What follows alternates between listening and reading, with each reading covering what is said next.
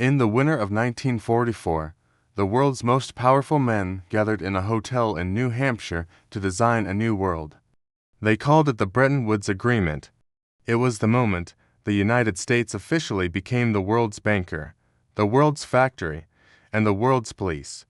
It was the beginning of what historians call the American High, a period of undisputed dominance. But there is a ghost in the machine of history, a mathematical rhythm that no empire, no matter how powerful, has ever escaped. It is called the 80-year cycle. According to this cycle, every 8 decades, a great superpower must face a fourth turning, a period of total institutional collapse and rebirth. 1776 was the Revolution. 85 years later, 1861 was the Civil War. 80 years after that, 1941 was World War II. Now, look at your calendar. It is 2026. We are exactly on schedule. But this time, the collapse ain't coming from an invading army or a foreign virus. It's coming from a mathematical trap that was set 80 years ago, and the trap is about to spring. Let me show you why the America you grew up in is already gone, and what is coming in its place is something most people are not prepared to survive. To understand why 2026 is the breaking point, you have to understand the Triffin Dilemma. It's a concept they don't teach in school, but it's the reason every global reserve currency is destined to commit suicide. In the 1960s, an economist named Robert Triffin warned that for the US dollar to be the world's currency, America had to run massive deficits. The world needed dollars to trade, so America had to print them and ship them abroad. For decades, this felt like a superpower. We got stuff from the rest of the world, and all we had to give them was green pieces of paper. It was the greatest deal in human history, until it wasn't. By 2026, the math has reached its terminal phase. We are no longer just running deficits, we are running a national Ponzi scheme. Right now, the U.S. national debt is growing by $1 trillion every 100 days. To put that in perspective, that is $10,000 per second. But here is the part that should terrify you. For the first time in American history, the interest we pay on that debt has surpassed $1 trillion a year. We are now spending more on interest than we spend on our entire military. We are a household that is using one credit card just to pay the minimum balance on another. When an empire reaches the point where it can no longer afford its own debt, it only has two choices: default or devalue. Default is loud. It's a confession of failure. It's the bank closing your doors. But devaluation, that is quiet. That is what governments choose when they want to rob you without you ever noticing. By 2026, the U.S. government has mastered the art of financial repression. Think of it this way. In 1930, a $20 gold coin could buy you a high-end suit. Today, that same ounce of gold can still buy you a high-end suit. But that $20 bill, it might get you a tie. The gold didn't become more valuable, the dollar simply died. America is choosing the path of the silent theft. When the government prints trillions to pay for things it can't afford, it doesn't just create money. It destroys the value of the dollars in your pocket. This is why, in 2026, you feel poorer despite working harder. It's not a coincidence. It's a feature of the final stage of the 80-year cycle. It is a mathematical necessity to keep the empire's corpse warm for a few more months. There is a striking parallel between the British Empire of the 1940s and America today that goes beyond debt. It's the loss of the real economy. In the 1800s, Britain was the workshop of the world. They built the steam engines, the ships, and the textiles. But, as the pound became the global reserve currency, the British elite stopped caring about making things. They became obsessed with financialization. They stopped being engineers and started being bankers. America has followed this script to the letter. In the 1950s, Made in America was a global standard. Today, our greatest export is not cars or computers, it is the US dollar.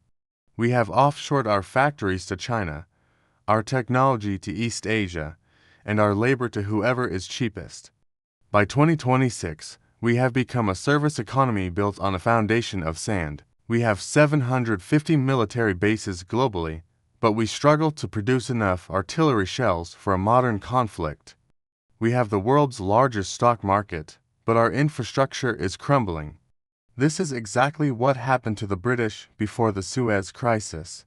They had the prestige, they had the fancy titles, but they no longer had the industrial muscles to back up their threats. The real Suez moment for America is happening right now in the shadows of global trade. For 50 years, the world was forced to use dollars because of the Petrodollar agreement. If you wanted oil, you needed dollars. This gave the US a financial nuclear weapon. But in 2026, that weapon has backfired. By freezing Russian reserves and using the SWIFT system as a political tool, we showed the world that the dollar is no longer a safe haven, it's a political leash, and the world is cutting the leash. Saudi Arabia, the very pillar of the petrodollar, is now accepting Chinese yuan for oil. India is trading in rupees. The BRICS nations Brazil, Russia, India, China, and South Africa have officially surpassed the G7 in GDP. They are building an alternative financial world that doesn't include us. When the world no longer needs to hold dollars to buy energy, those trillions of green papers held abroad will come flooding back to American shores. When they return, they won't bring wealth, they will bring hyperinflation. That is when the 80-year cycle completes its turn. As the old system dies, the elites aren't just standing by, they are preparing a new deal. But unlike the 1930s, this deal isn't about jobs. It's about control. Enter the CBDC, the central bank digital currency. In 2026, the push for a digital dollar is no longer a conspiracy theory, it's a policy goal. Why? Because in a world of collapsing currencies, the government needs a way to stop bank runs. If your money is just a digital entry in a central bank ledger, they can stop you from spending it at any moment. They can program it to expire. They can tax it instantly. This is the end game of the fourth turning. As the current financial system disintegrates, the solution offered will be total digital surveillance. They will tell you it's for your safety. They will tell you it's to stop misinformation or financial instability. But in reality, it is the final desperate attempt of a dying empire to maintain its grip on a population that is waking up to the math. History is a circle, not a straight line. In the 1930s, the Great Depression was the crisis that cleared the way for the American high. It was painful, it was dark, and it wiped out a generation of wealth. But it also forced the country to rebuild. 2026 is our generation's 1930s. The institutions we trusted, the banks, the pension funds, the government, are all built on the assumption that the 80-year cycle would never end. They assumed the dollar would be king forever, but look around. The signs of the final stage are everywhere. It's in the political polarization that makes the 1860s look civil. It's in the total loss of trust in every major institution. It's in the desperate attempts by the Federal Reserve to pivot while the fire is already burning. This isn't just another recession. This is the Great Reset of the American empire. Every 80 years, the world is reshuffled. The winners of the last 80 years are rarely the winners of the next. In 1956, the British people woke up and realized they weren't the center of the world anymore. It was a humiliating, painful transition, but life went on. The difference is that when Britain fell, America was there to catch the global economy. Today, there is no one to catch us. We are entering a multipolar world. In this new era, your survival depends on one thing: resilience. If your wealth is 100% digital, in a bank account, in a single currency, you are at the mercy of the cycle. History tells us that the only people who survive a fourth turning are those who diversify into real assets. First, hard assets. Gold and silver have survived every empire for 5,000 years. They are the only money that doesn't have a counterparty risk. Second, productive land. If the supply chain breaks, the person who owns the food wins. Third, self-sovereignty. In 2026, Your greatest asset is your ability to produce value outside of a crumbling system. Real skills, real networks, real communities. The British Empire made many mistakes in its final decades. But its final mistake, the one that sealed its fate, was the refusal to see what was right in front of its face. British leaders kept telling themselves that reputation would substitute for reality. America is telling itself the same story right now. We believe that because we won the Cold War, because we built the internet, the world will keep accepting our debt forever. We believe that being American means the rules of economics do not apply to us. Every fallen empire believed the same thing. The Roman denarius didn't collapse because of barbarians. It collapsed because the Romans kept clipping the edges of their coins to pay for wars they couldn't afford. The British pound didn't fall because of Egypt. It fell because Britain was bankrupt.